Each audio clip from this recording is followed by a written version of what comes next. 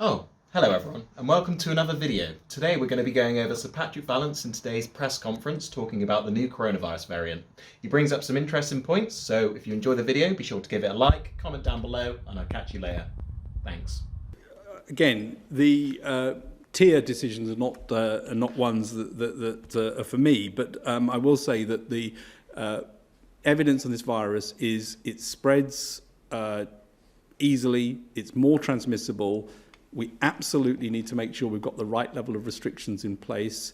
I think it is likely that this will grow in numbers of the variant across the country, and I think it's likely, therefore, that measures need to be increased in some places in due course, not reduced. So I think it is a case that this will spread more.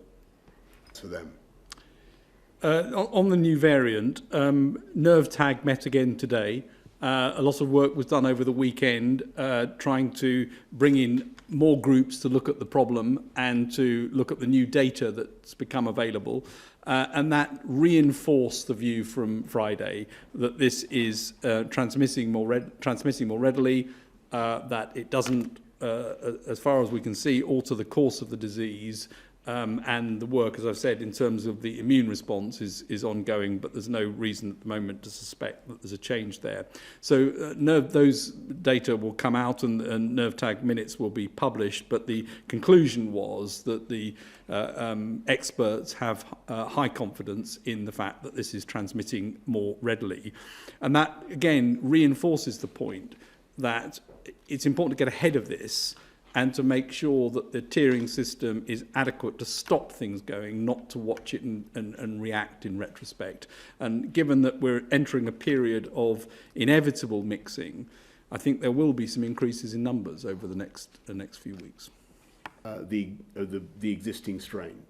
Well, I think that's correct, Prime Minister. There are three questions for the new variant. One is, does it transmit more readily? The second is, does it alter the disease course? And the third is, does it alter the ability of the immune system to tackle it in some way in people who've either been exposed to previous infection or those who are vaccinated? And where we are now is that the evidence that this can transmit more readily is becoming clear in terms of the data of the rapid spread of this virus across areas. So the transmission is increased. We can't say exactly by how much, but it's clearly substantially increased. So it's more transmissible. That's why it's spreading so fast, and we see it growing in many areas. No evidence that the disease course is any different. So if you catch it, the disease is the same as, or looks the same as any other form of COVID infection. And in terms of the immune response, there's nothing to suggest that this won't have the same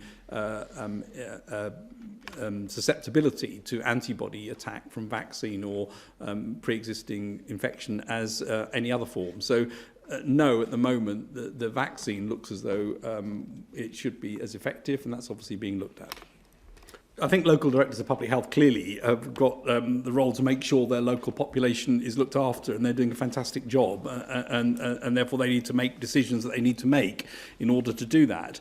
The new variant is spread around the country. It's localized in some places, but we know there are cases everywhere. So it's not as though we can stop this getting into other places. There's some there already. The message that's been very clear, and I think I want to reinforce it, is stay local. I mean, people shouldn't be travelling around the country at the moment. Stay local.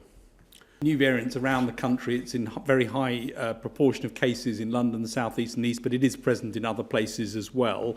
And the lessons I think that you have to learn about this virus generally is it's important to get ahead of it in terms of actions. It's important as rates start to go up that things are controlled. And so we need to monitor the rates very carefully, look at them all the time, regularly, as is being done by Public Health England, and take the action on tiers on the basis of the evidence as it accrues. The one thing I would say, though, is that, and I've said this before, I think over this period where in some parts of the country people are mixing with people they haven't been mixing with as part of Christmas, it's really important to follow the rules carefully and to make an assumption that you could be infectious. You could be the person spreading it to somebody else and behave accordingly.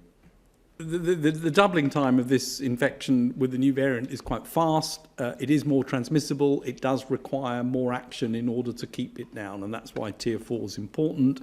And what we did see was that in areas that had lower restrictions, you could still see growth in some places. So it is the case that the measures needed to try to make sure that we reduce contact, we keep the basics in place, make sure that we don't give the virus a chance to spread are even more important with the new virus. It's got to be taken incredibly seriously.